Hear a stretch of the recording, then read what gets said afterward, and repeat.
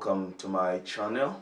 I'm Jacob, and today we're going to be talking about migration, why people do it, why personally I chose to move, why I chose to leave Africa and come to Europe.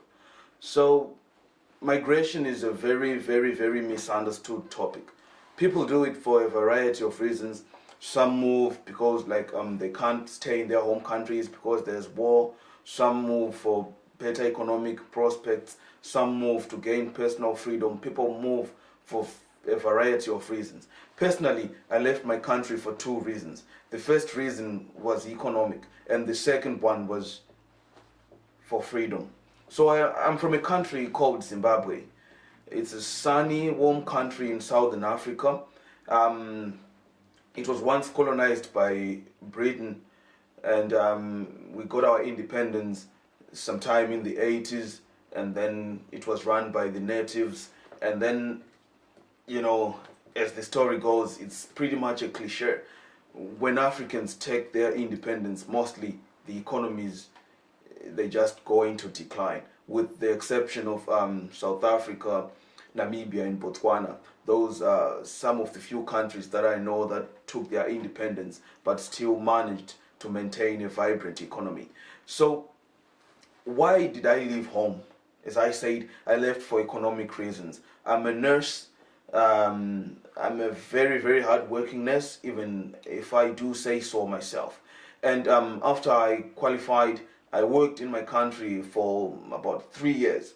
I earned so little, I would just afford to just barely pay my rent and then, get some for food and all of that. I couldn't do anything else. So as I said, I worked in Zimbabwe for 3 years. So I'm very patriotic. I love my country. It hurt me having to make the choice to leave and come to England, because as I said, I love my country, and it's not a very simple decision to make, to just up and leave, to leave your family, to leave your friends, to leave a familiar country, going to a place where you've never been before, where you pretty much don't know anyone there. But I couldn't stay. I almost had no choice. And the second reason, as I said, was for the sake of freedom. I love being free. I love expressing myself. But where I'm from, it's kind of a soft dictatorship right there. So you can't really express yourself freely. We do self-censorship. If you are pretty much a very outspoken person, the government will pay some attention to you. They'll look into you. They'll put a magnifying glass on you just to see what you're doing, how you live in your life. And if you are, a threat to them, they won't hesitate. They'll have you imprisoned or you'll disappear. So being an immigrant, it's not a very simple thing. It's a very hard thing. As I said, you don't know anyone in the country. You move to the cultural shock, all of that. I had to go through all of that. And I've been living in England for almost a year now. I must say I love it here, but I do miss home. I miss the sunshine. I miss speaking in my own tongue. My English is not very good. So when I speak to other people, they don't seem to understand me. When I go to a store, I want to buy something, it'll be just like, what did you say? Sorry, what did you say?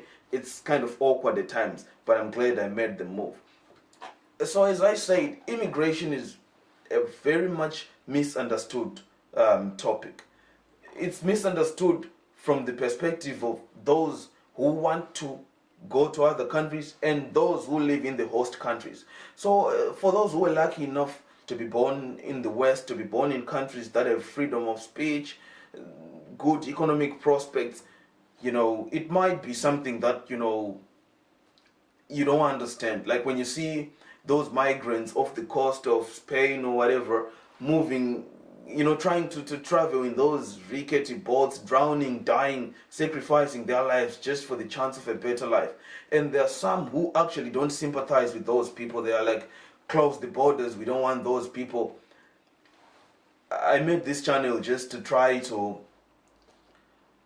give perspective to those who say Africans Asians or whichever population should not come to my country. They don't belong here. They don't have anything positive to contribute.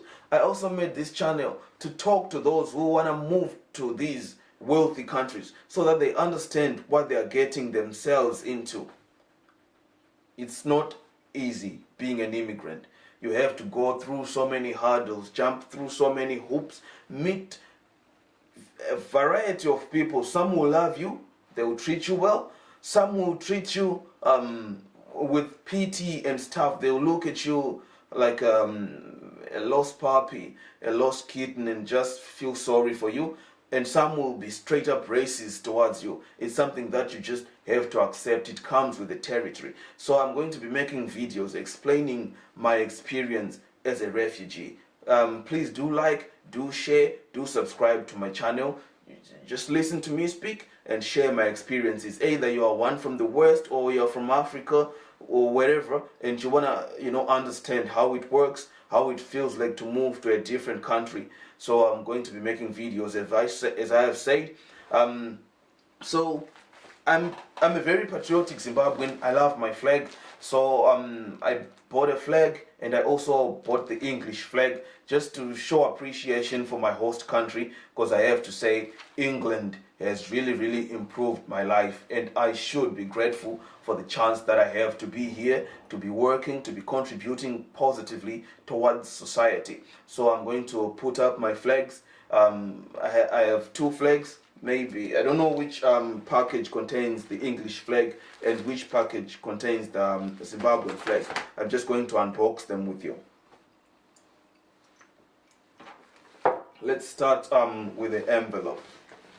Let's see what we have here.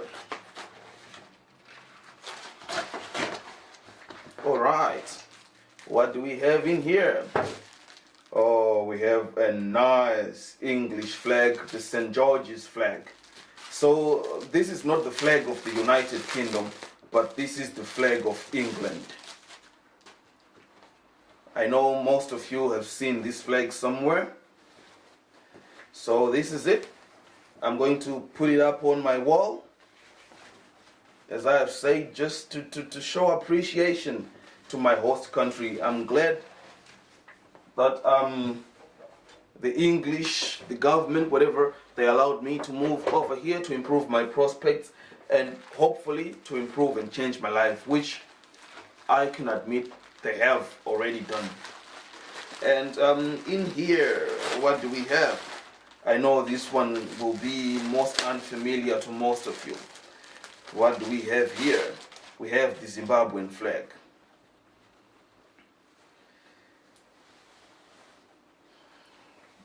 Pardon me, I get emotional just looking at this flag.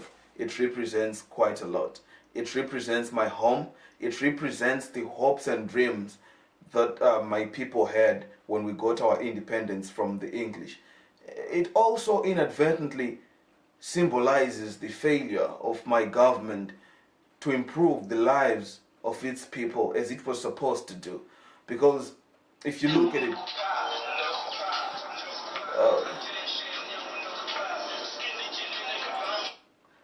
if you look at it, the whole point of gaining independence was to improve the lives of the African. But since we got independence, things went downhill. It's sad. I shouldn't be in England. I should be at home.